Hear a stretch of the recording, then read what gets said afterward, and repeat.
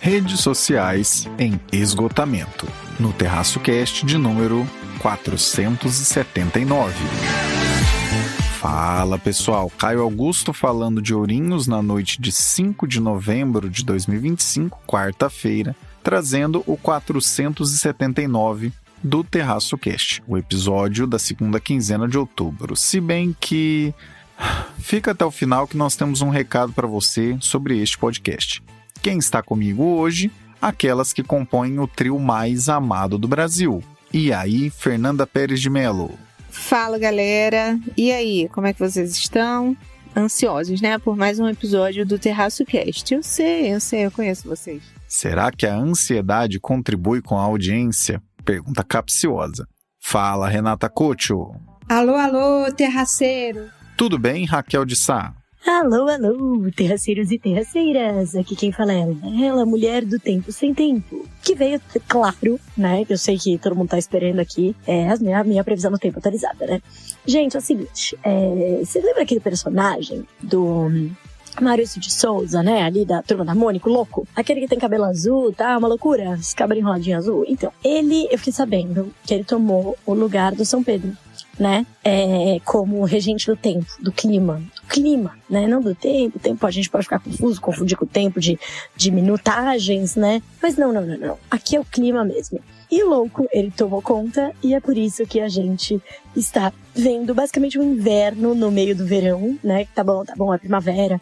Mas, gente, já era pra estar quente. Não era pra eu estar vestindo o meu lookinho outonal, tá? Que é o que eu estou hoje, num belo dia que mais parece um dia do outono do que de qualquer coisa. É uma chuva, é um friozinho, tá? No momento que eu gravo este podcast, chove na cidade da chuva, mas na cidade da chuva no tempo que não é de chuva, né? Eu também tenho a perspectiva de um festival aí que vai acontecer nas montanhas. Gente, eu me lembro muito bem de há um ano atrás eu estar gravando o podcast diretamente das montanhas, lá, né, da Serra, do Rio de Janeiro. Nesse ano não gravarei, né, porque estou gravando hoje, não é mesmo? Mas estarei lá. Por quê? Porque louco está controlando o clima e, né, vamos esperar para que ele seja louco mesmo e que todo mundo esteja dizendo que vai chover e não chove. Então eu quero todo mundo que escute esse podcast, se for depois do festival, que me desejem sorte retroativa, e aqueles que escutem antes, por favor, me desejem sorte, né? Porque sabem que eu e São Pedro, quando a gente briga, fica complicado, mas agora que o louco tomou conta, aí eu não sei mais o que fazer, gente. Aí é um salve-se quem puder. Sobre o tempo, aqui no interior, pelo menos, a chuva tem vindo com razoável calmaria. Chove o quanto precisa e não dá muito trabalho. Não em todo canto, mas pelo menos aqui onde eu moro e trabalho. Vamos então ao 479. Fernanda, estariam as pessoas passando menos tempo em redes sociais? Gente, será que a gente está vendo realmente esse momento de virada? Diz o Financial Times que agora em setembro de 2025 a gente pode marcar na agenda que foi lembrado como um momento em que as redes sociais começaram a perder relevância. Essa análise mostra um cenário bem claro. O modelo das redes sociais parece ter chegado a um ponto de saturação, tanto no conteúdo quanto no comportamento dos usuários. Será? Vamos ver. O estudo mostrou que o tempo médio gasto em redes sociais vem caindo de forma consistente desde 2022.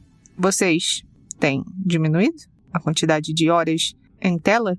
Bom, em mais de 50 países analisados, adultos de 16 anos ou mais passaram, no fim de 2024, cerca de 2 horas e 20 minutos por dia nas plataformas, quase 10% a menos do que 2 anos antes. Ora, né? No fim de 2024, 2 anos antes, a gente estava em pandemia ainda, então as pessoas com certeza estavam mais conectadas no celular. O dado mais simbólico é que essa queda é liderada justamente pelos jovens, aquelas pessoas que sempre foram um público mais engajado, né, mais conectado e tudo mais. O artigo sugere que essa mudança de comportamento tem muito a ver com a deterioração da experiência digital. Nos últimos anos, o que a gente viu por aí? Não sei se vocês são super assíduos de redes sociais. Eu sou. E o conteúdo das redes se tornou cada vez mais, como eu posso dizer, feito por IA, talvez, impessoal, muito automatizado e voltado aí para prender a sua atenção. E um exemplo recente disso, né, tanto anunciada aí pela Meta quanto pela OpenAI, foram as plataformas formadas majoritariamente por vídeos curtos gerados por inteligência artificial. Porque a aposta é oferecer um fluxo infinito de estímulos para que a gente tenha aquele brain rot, sabe? Um derretimento do nosso cérebro de tanto conteúdo raso que a gente consome, uma espécie de conteúdo ultraprocessado, né? Segundo a reportagem do Financial Times. E a metáfora é muito apropriada, isso de conteúdo ultraprocessado, porque essas plataformas parecem seguir uma lógica dos alimentos ultraprocessados. Pensa só, para quem se destina os alimentos ultraprocessados? Geralmente para classes mais pobres, que não têm muito conhecimento de nutrição, não têm muito acesso a conteúdos melhores. E assim é também os conteúdos rasos de redes sociais. São criados para viciar e não para nutrir a gente. É um tipo de conteúdo que provoca um prazer imediato, mas deixa um vazio muito grande, né? E ao longo do tempo a gente vai ficando assim, vazio. Desde 2014, o número de pessoas que dizem usar redes sociais para se conectar com os amigos, se expressar, conhecer novas pessoas caiu mais de 25%. Em contrapartida, aumentou bastante o grupo que acessa os aplicativos só por hábito, para preencher um tempo livre, para tirar do tédio, sem nenhum objetivo real. E agora tem um ponto interessante na análise. Essa tendência de queda é global, mas com uma exceção relevante, os Estados Unidos. Lá, o consumo de rede social continua crescendo e já está cerca de 15% acima do nível europeu. O que se observa é, enquanto boa parte do mundo parece estar se afastando do excesso digital, os Estados Unidos, o Canadá continuam mergulhados em um ambiente de estímulos intensos e tudo mais. A questão é que, se o movimento de declínio no resto do mundo representa um cansaço, será que esse cansaço é momentâneo ou é uma mudança muito profunda? O autor do artigo lá do Financial Times vê um lado positivo. Talvez as pessoas estejam começando a perceber que o tempo passado nas redes é tempo perdido. E pode ser o início de um processo de reequilíbrio, talvez, será? Mas, ao mesmo tempo, é importante a gente lembrar que as grandes empresas de tecnologia não estão desistindo, né? Elas estão contratando mais pessoas que entendem de como deixar a gente mais engajado com as plataformas. Elas estão dobrando a aposta em plataformas baseadas em inteligência artificial. E, no fim das contas, o que está em jogo é a própria definição de interação social no século XXI. Se essa tendência de desconexão continuar, talvez a gente esteja vendo o início de um movimento cultural de retorno à vida offline. Gente, particularmente, eu acho pouco provável. Principalmente num país aqui como o nosso, que é líder em redes sociais, que carece de outras formas de lazer, né? Que esses países, até os Estados Unidos mesmo, né? Então, oferece mais acesso à cultura que a gente. Então, eu acho pouco provável que aqui no Brasil a gente veja, de fato, um movimento estruturado de abandono às redes sociais. Mas, não sei, vai que eu tô errada e o Financial Times tá certo. Vamos deixar aqui gravado o dia 6 de outubro, que é o dia que eu tô gravando essa mensagem aqui para vocês, quem tá mais certo. Esse tema serve para a gente parar para pensar sobre uma coisa muito importante. O que te faz consumir algum conteúdo na internet? Ou, mais profundamente ainda, o que te faz passar tanto tempo na internet? Você crê que as redes sociais estão contribuindo mais para um bem-estar ou mal-estar em sua vida? Ou está tudo indiferente? Esse tipo de questionamento acaba sendo feito nesse momento porque, como os dados têm mostrado, passamos do ápice do uso de redes sociais. Ainda assim, tendo a concordar com a Fernanda. Nos tempos atuais, tudo é performance e dificilmente as pessoas deixarão de lado as redes sociais, ainda que diminuam o uso delas. Vi no dia de hoje, horas antes de ancorar esse episódio, que existe agora uma tendência nos Estados Unidos de pessoas que ficam 15 minutos sem telas. Mas, com um detalhe, gravam a si mesmas vídeos acelerados para, teoricamente, demonstrar que estariam sem tela. As redes sociais são ferramentas incríveis de integração e conexão entre as pessoas, mas quando tudo que se encontra nelas é briga sem sentido ou conteúdo artificial, que vá do nada a lugar nenhum, as interações começam a diminuir. Filtre o que você consome. Alimente os algoritmos das redes sociais que você usa com coisas que realmente te interessem ou agreguem de alguma maneira. E não, o papo aqui não é sobre performance, coach ou qualquer coisa do tipo, mas sobre utilizarmos de maneira mais adequada essa gaiola dourada que é o universo das redes sociais. Universo este que, querendo ou não, passamos mais tempo do que sequer conseguimos admitir.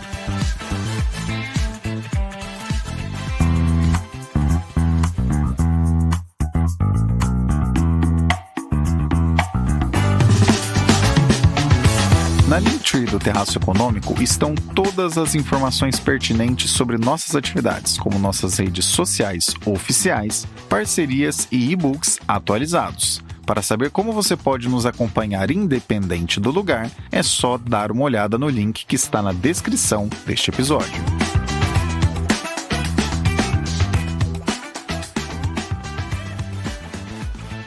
Renata com o Boletim Internacional. O agro na COP30 e o encontro Lula-Trump. E essa semana que a gente tinha programado, na verdade eu vou falar, né? A gente vai comentar do nosso agro, do agro que é pop, né? E qual é a repercussão, o que a gente espera do agro na COP30.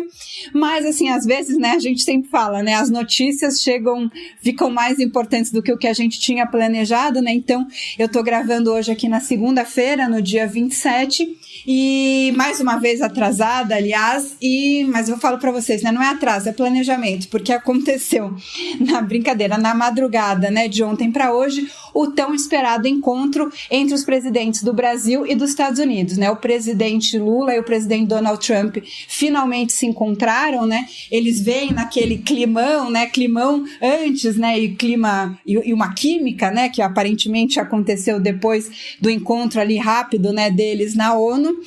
E finalmente o presidente Lula e o presidente Trump se encontraram lá na Ásia.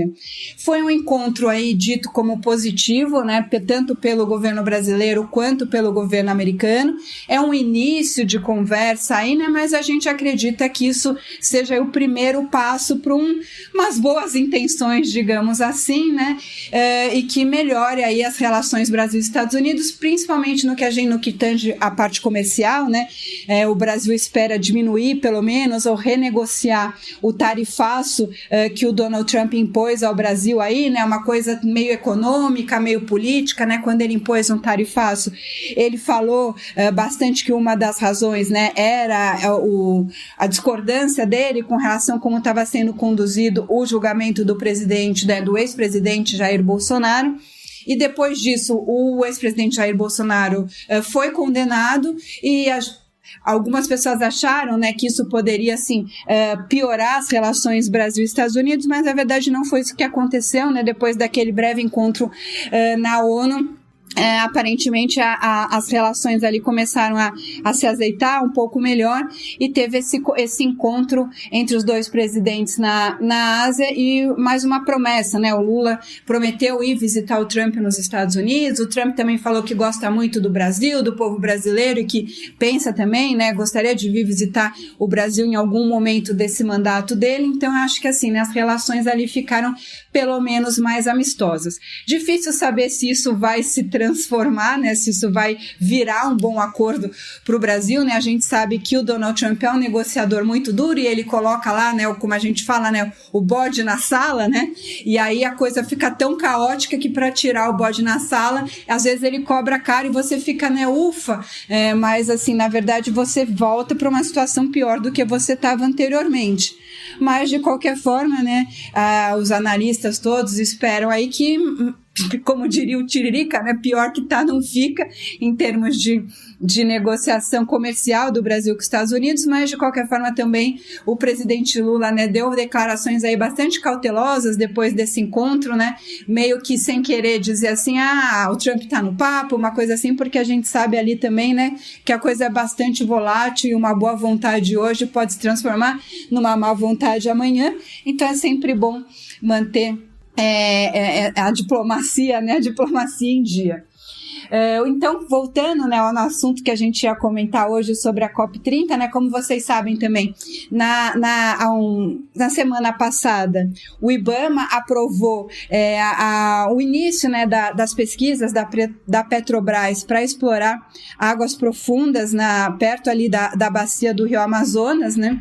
Então, isso é uma coisa que pode ali prejudicar de alguma forma, né? Tem uma percepção negativa, né? A Petrobras ter esse aval para explorar, né, na margem equatorial, isso pode causar uma imagem negativa do Brasil. E outra questão é como isso fica, né? Uma preocupação do agro, né? Porque o que acontece? O agro brasileiro, né? Como vocês sabem, ela é um setor da produção, né? Da economia brasileira muito importante. O agro hoje representa praticamente quase um quarto, né, 25% do PIB brasileiro, e o agro alimenta aí mais de 1 bilhão de pessoas, né, no mundo inteiro, né, o agro brasileiro.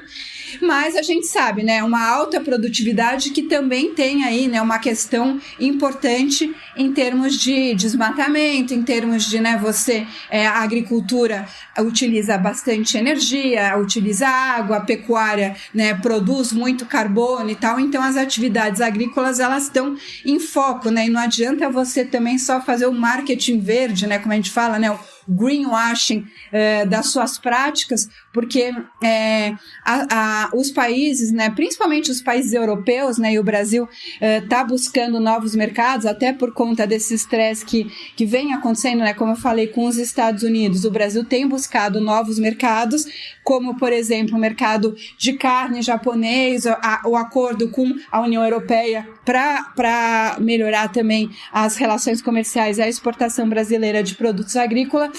Mas esses dois mercados, especialmente, eles são bem assim rígidos em termos de como é que isso está sendo produzido em termos de tecnologia sustentável, né? Se é uma produção limpa ou não, quanto que isso está afetando o meio ambiente ou não, quanto que está, né, sendo emitido de gás carbono na atmosfera e tudo mais. Então, é uma situação que vale a pena a gente ficar de olho, porque, como eu falei, né, o agro é uma parcela importante da economia brasileira, então a gente precisa colocar, né, ver como é que essa imagem, não só a imagem, né, as negociações vão ficar para o agro brasileiro a partir desse grande encontro que vai acontecer no Pará no mês que vem, em novembro.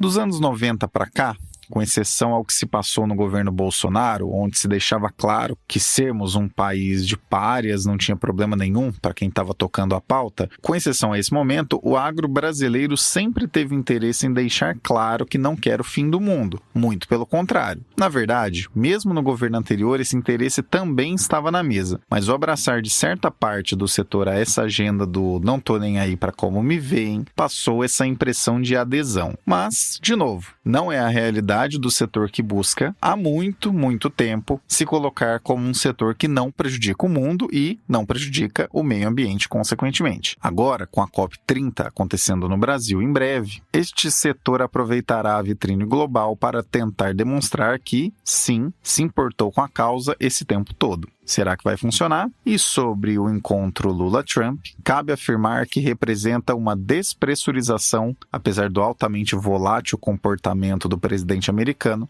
e se tem uma coisa que podemos esperar é algum tipo de acordo acabando de acontecer, né? Virando realidade. Talvez não algum que agrade amplamente qualquer uma das partes, mas enfim, isso são outros 500. E sobre a outra mensagem da Renata, houve até o final desse episódio que este âncora também tem um recado.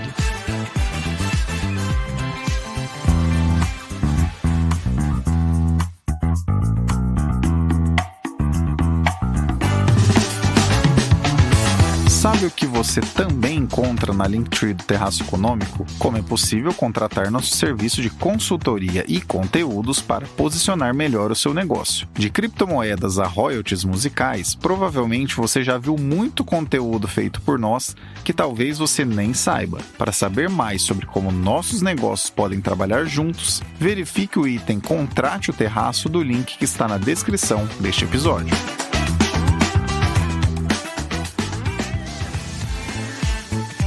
Raquel, conta pra gente sobre quem venceu o Nobel de Economia em 2025 e também um pouco mais sobre o encontro dos presidentes do Brasil e dos Estados Unidos. Mas, pois é, vamos ao que interessa, não é, Caio Augusto? Que é aqui, né, o tema. Hoje eu trouxe 2 temas, mas eu vou falar primeiro daquele tema que o Caio Augusto me intimou a falar, né, sobre o qual o Caio Augusto me intimou a falar, pra gente, claro, seguir a nossa tradição aqui de sempre trazer um resuminho, né, do vencedor do Nobel de Economia. E eu acho muito legal porque isso me provocou, né, a ouvir, a ler mais sobre a temática. E de fato, né, eu fiquei muito interessada, como sempre, eu gostei muito do trabalho, né, e mais uma vez, eu acho que a primeira coisa que eu tenho que falar aqui é que mais uma vez a gente foi na linha, né, de história econômica. Então foram economic historians, né, então eles são estudiosos da história econômica que ganharam, né, o Nobel desse ano. Eles são economistas, mas da linha, né, da história econômica, que eu sou fascinada, porque eu entendo que a história ela tem muito, muito, muito para ensinar.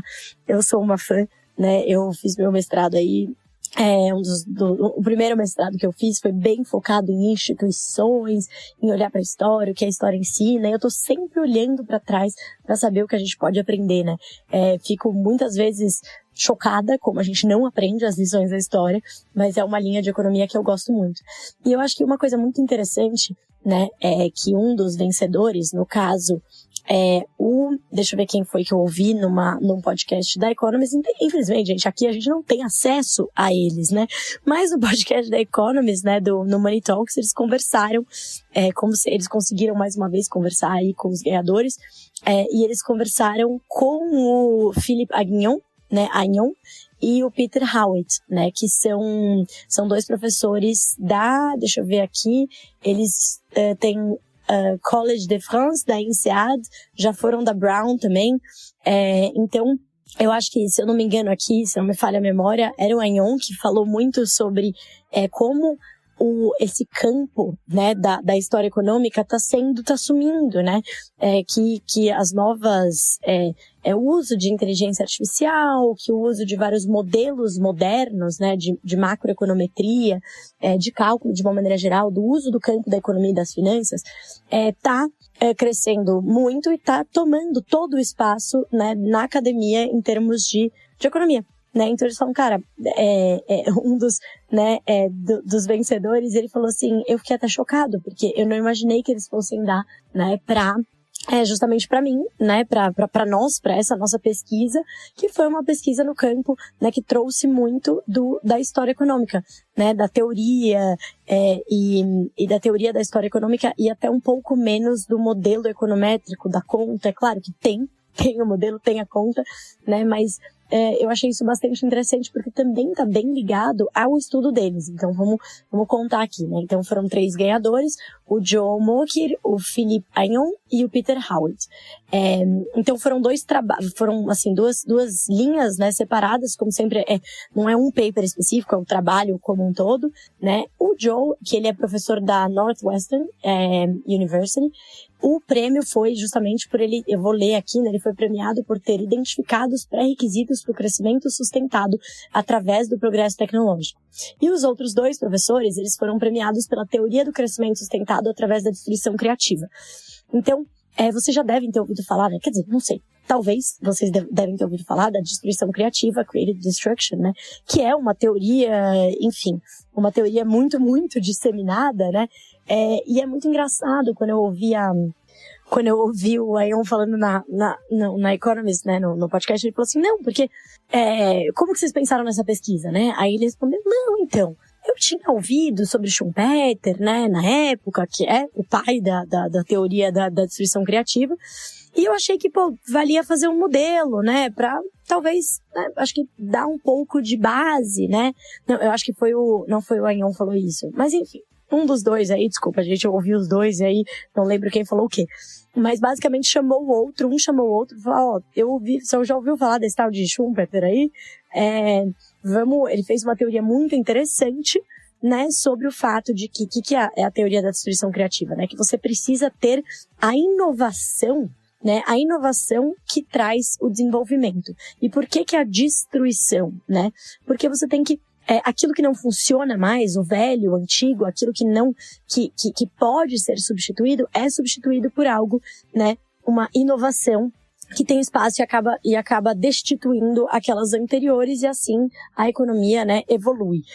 Você tem progresso social e econômico e tecnológico, né, do ponto de vista da tecnologia mais ampla, né. E aí ele falou, porra, chamei ali meu amigo e falei, por que a gente não faz um modelo para isso? Acho que faz sentido a gente fazer um modelo, trazer um pouco mais de robustez para essa teoria, e aí assim eles começaram, né? Então achei super interessante. E outro ponto, né, eu acho que aí falando aqui da teoria central deles, né, dos três economistas, eles falam sobre como é importante você cultivar. Então, embora a gente esteja falando de destruição criativa, a gente também está falando do cultivo, da manutenção do que se sabe do conhecimento, basicamente. Então ele fala muito, falou muito assim, os chineses, por exemplo, eles tinham um grande conhecimento de navegação marítima, eles tinham frotas enormes, né, de navios mais antigos, e você precisa, né, vou aqui, farofinha, alô, retomando, porque eu tive que mudar de lugar. Então, o que eles defendem, né? Que você precisa preservar este conhecimento, né? Para poder inovar e criar essa destruição criativa. E aí eles dão um exemplo dos chineses, né? Ele fala assim, se você pensar, os chineses, se a gente parar para pensar, estudar a história econômica da China, por exemplo, a gente sabe que muito antes deles serem invadidos pelos britânicos, eles tinham uma frota, eles tinham um conhecimento marítimo, né, de frotas marítimas, de tecnologia para aquela época, no século XVIII, sei lá, XIX, que a gente está falando aqui, e que se eles não tivessem destruído esse conhecimento se perdeu. Né, esse conhecimento se perdeu por conta de outras políticas, outras prioridades, e se eles não tivessem destruído esse conhecimento, eles teriam ganhado, né, das frotas marítimas aí britânicas, né, que acabaram derrotando eles e dominando o país por um tempo relevante ali, na guerra e etc. Ou seja, ele traz o exemplo prático de, cara, um negócio que tinha um país, esse país tinha eu ia falar imaginário, mas não é imaginário, conhecimento coletivo que foi destruído, né? E aí eles perderam isso, ou seja, eles caminharam para trás, né? Em termos de progresso, de inovação, né? Eles deram passos para trás porque eles perderam esse conhecimento.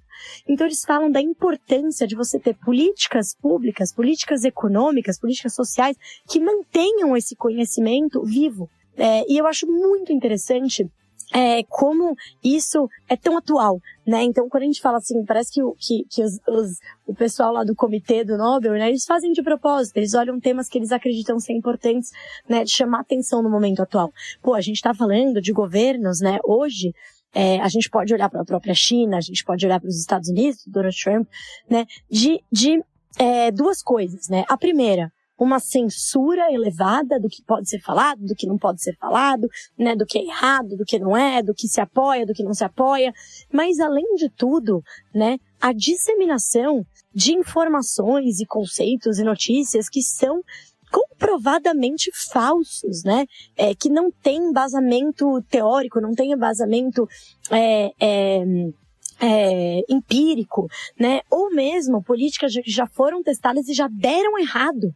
E aí ele fala mesmo, os dois falam, né, na entrevista, a gente tá vendo aqui toda essa história de, né, proteção da indústria, disso, daquilo. A gente já viu que isso não dá certo, né? E se você destrói o conhecimento passado, o conhecimento econômico, o conhecimento, né, o conhecimento coletivo, que eu chamei aqui do imaginário coletivo, né?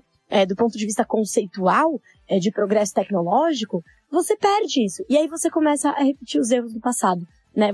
Algo que você já teria superado, que você passou do ponto de vista da destruição criativa, você volta, né? E aí eles falam muito, olhando pra frente, né?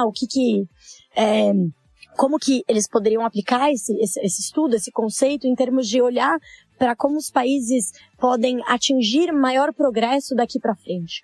Eles falam muito de inteligência artificial, como isso é importante, etc. Mas que é importante você não perder o conhecimento já adquirido, ou seja, essas novas ferramentas não devem apagar o que a gente já sabe, e realmente que o que a gente já saiba seja implementado. Então eles falam muito, né, sobre o que a história, o que as experiências de vários países e vários né, enfim, regiões do mundo indicam, por exemplo, sobre competição.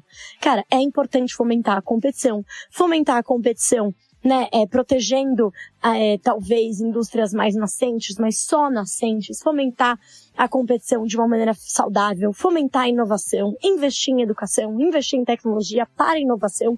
E investir em proteger tudo isso que está sendo criado. Então, eu acho que, assim, é muito interessante. Eu devo dizer que eu não li os papers, né? Não tive tempo de ler aqui o paper em detalhe, né, na verdade. Eu ouvi, eu sou a pessoa muito louca dos podcasts, né, nota-se, mas eu ouvi bastante e eu achei muito interessante, né, eles terem, primeiro, criado um modelo para o conceito de destruição criativa do Schumpeter, né? E aí falar sobre como que as novas tecnologias que impulsionam o crescimento, mas que elas não são nada se você não incorporar e proteger as invenções que já existem, né? Então, acho... e aí, como eu falei, pra gente... como eles falam, o que os governos deveriam fazer agora.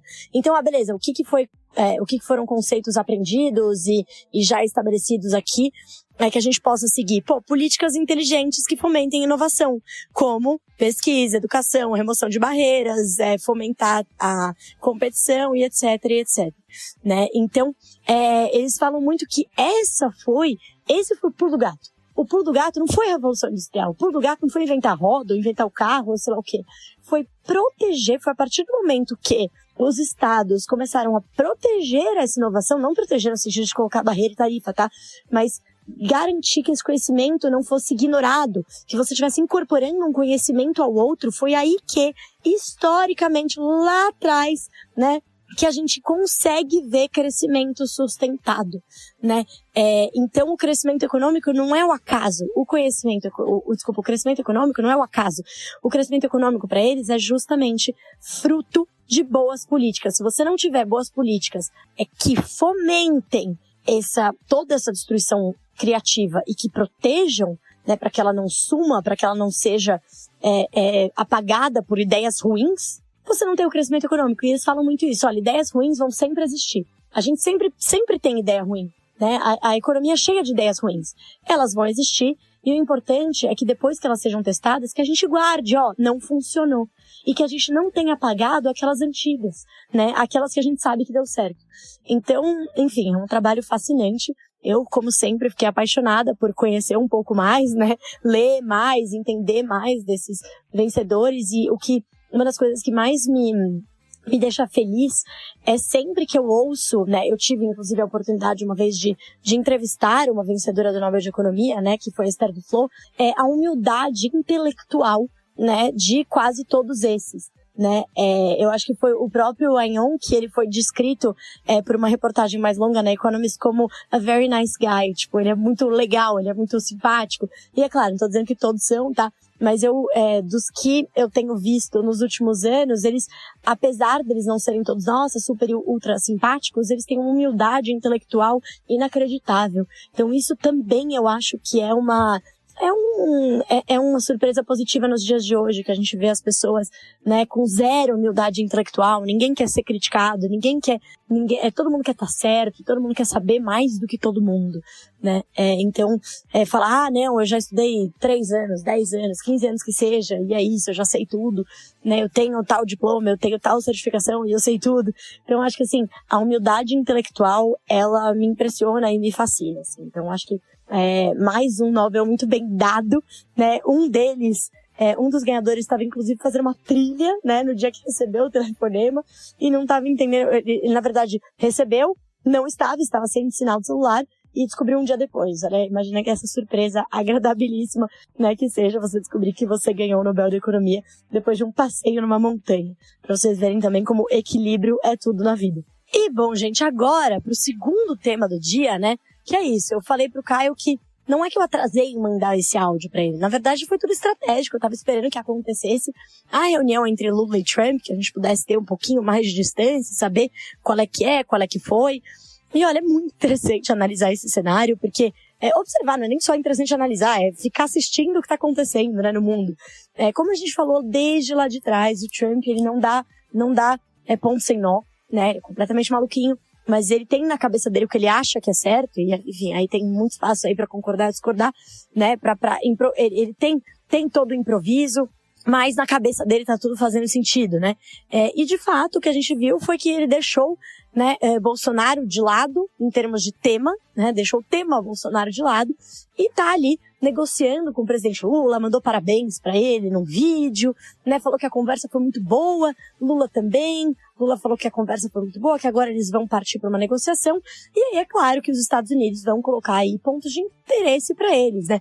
Regulação de Big Techs, a parte de, né, e eu acho que é bem emblemático, né, porque a gente acabou de ter a Netflix falando que o resultado da empresa veio abaixo do esperado por conta de um litígio tributário que eles perderam no Brasil, né, então olha como as coisas, né, se encaixam não coincidentemente, né, então tem toda uma discussão aí sobre direitos, né, direitos de propriedade, também de tributação, né, que tem toda uma discussão que o governo brasileiro acredita que essas empresas têm que estar tributadas aqui, porque elas prestam serviço aqui, né, e o entendimento americano e de diversos outros países que não, que na verdade elas estão domiciliadas em grande maioria, né, em paraísos fiscais e que é lá que elas têm que ser cobradas, que não há dupla tributação, que se o Brasil taxar aqui ele vai estar tributando 2 vezes.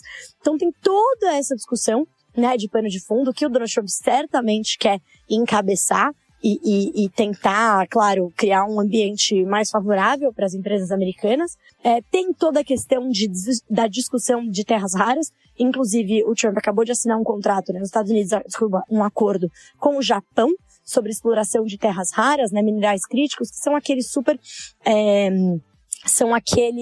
muito importantes tanto para a indústria de transição, né, para indústria, ai gente, fugiu a palavra agora, socorro, para transição carbono zero,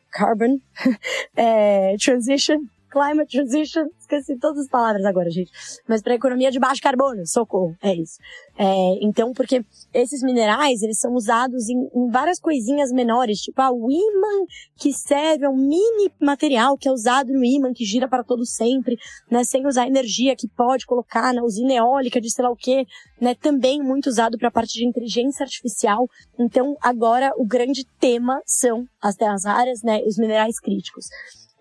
Então isso vai entrar na pauta de discussão também, e com certeza do lado do Brasil a gente tem aí, né, provavelmente o Brasil vai tentar que seja, né, o Lula inclusive já falou que vai tentar retirar a sobretaxa, né, partindo do pressuposto que teria uma taxa, uma tributação, uma tarifa, desculpa, de 10%, que é o que os Estados Unidos colocaram como base, né, para quase todos os parceiros comerciais, e aí o Brasil teria essa sobretaxa.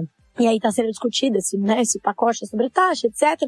Então, assim, tudo caminhando muito bem, ao que tudo indica, né? O Lula falando que o seu trio poderoso vai, né, um trio muito, muito competente, vai lidar com isso, que é o ministro Fernando Haddad, o ministro Mauro Vieira, que é das Relações Exteriores, e também o vice-presidente Geraldo Alckmin, e o Trump falando que ele também tem uma equipe lá e eles já estão discutindo os pormenores de um acordo.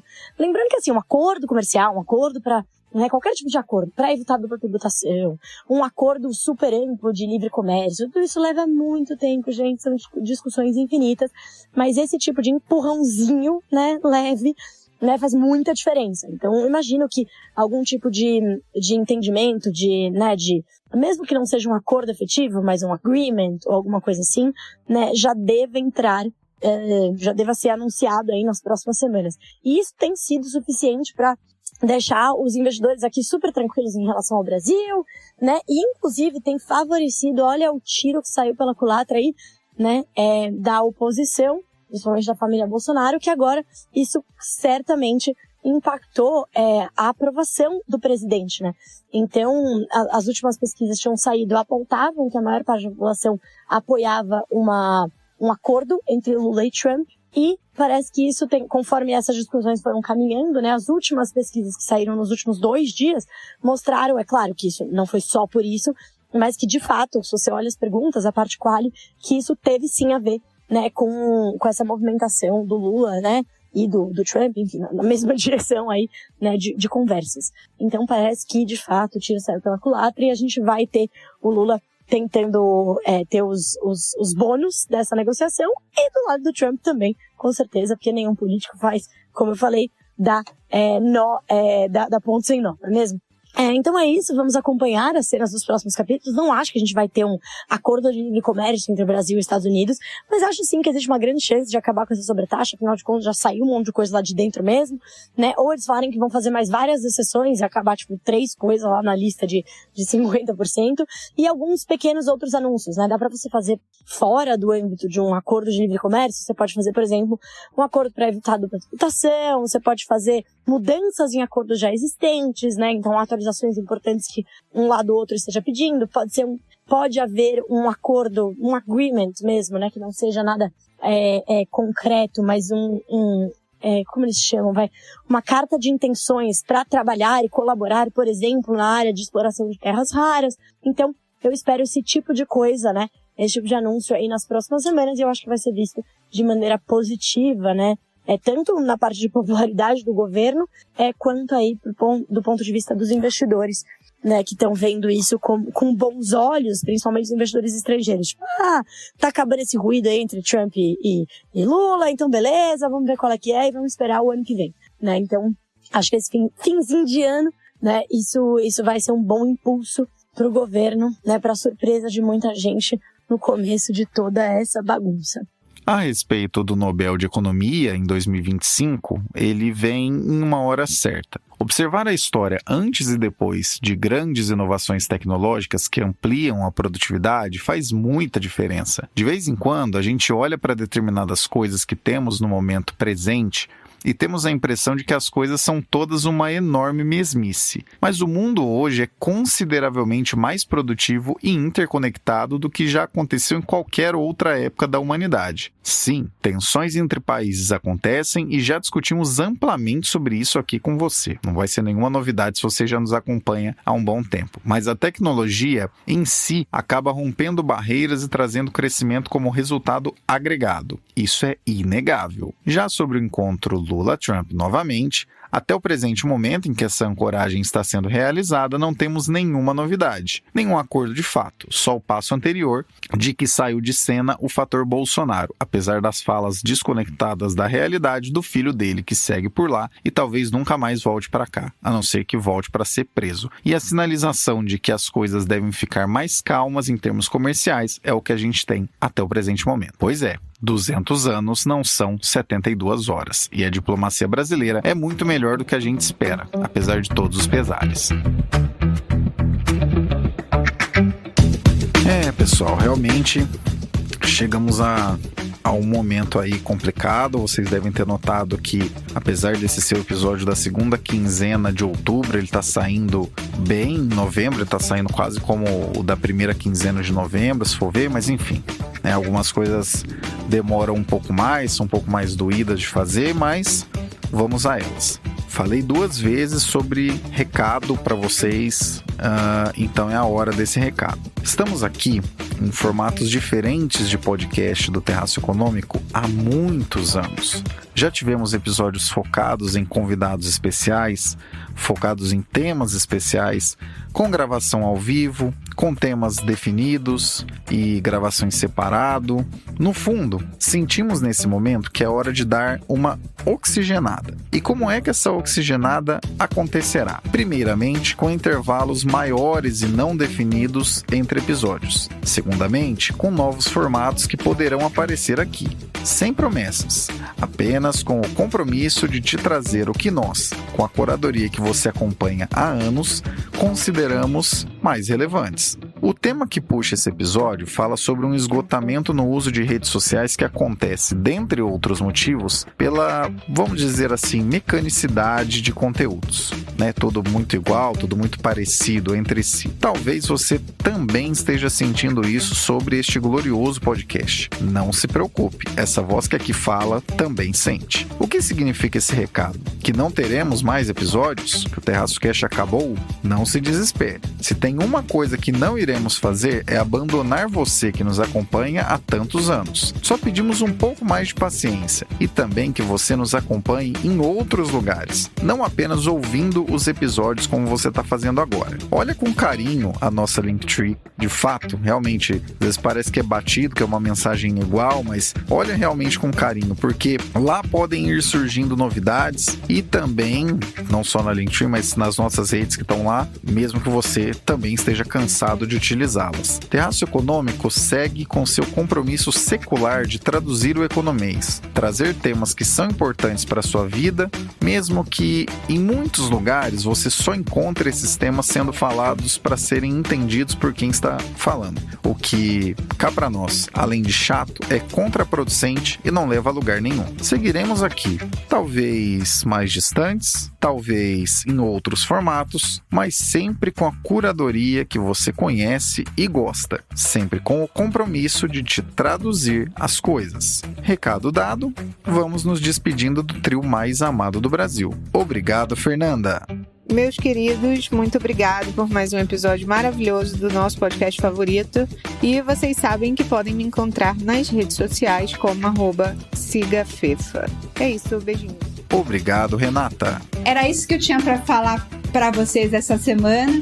Eu queria agora fazer aqui um breve comentário, né? Esse é o meu último por enquanto. Eu não quero fazer aí uma grande despedida, né? Eu já tô fazendo o Terraço Cast aí há bastante tempo, mais de 5 anos. Eu tô no Terraço Cast desde antes da pandemia, né? Sempre tentando trazer para vocês aí notícias, né? Com um foco no internacional, né? Eu comecei fazendo internacional porque quem não acompanha o Terraço faz tempo, eu morava na Califórnia, eu voltei para o Brasil há 1 ano atrás. E também para quem não me conhece, não sabe, eu também sou médica.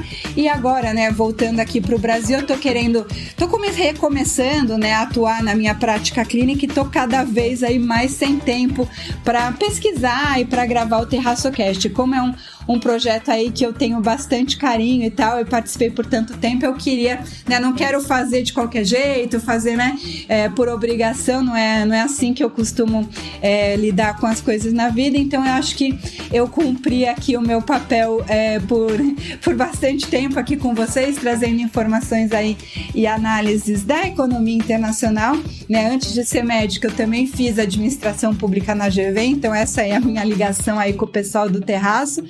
É um projeto que eu amo, assim, que eu tô praticamente desde o comecinho, né? Desde lá de 2000, acho que eu tô no Terraço desde 2016, olha só, quase 10 anos no Terraço. E não tô, assim, não é uma despedida também, assim, para sempre, né? Eu vou continuar assistindo, escutando e participando eventualmente, mas realmente tá difícil para mim continuar fazendo periodicamente a cada 15 dias. Então, por hora eu me despeço de vocês, mas nos especiais aí, quando tiver alguma coisa mais, assim, relevante, talvez uma notícia de saúde e tal, eu volte aqui para comentar com vocês, tá bom? Espero que fiquem todos bem aí e a gente se vê por aí em outros podcasts, no Terraço Cast ou pela vida, tá bom? Um beijo a todos, ficam bem e até a próxima.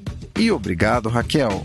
É isso, pessoal, é isso, Caio Augusto. Eu vim aqui com 2 temas, tá? Pra compensar o meu atraso. Então é isso, eu fico por aqui com aquele oi e tchau pras minhas companheiras de podcast e, claro, para todos os ouvintes do Terraço Cast. E daqui 2 semanas voltamos com mais previsão do tempo no Terraço Cast. E para além de tudo, é claro, obrigado a você que tá sempre por aqui. Até o próximo episódio. Até outro dia.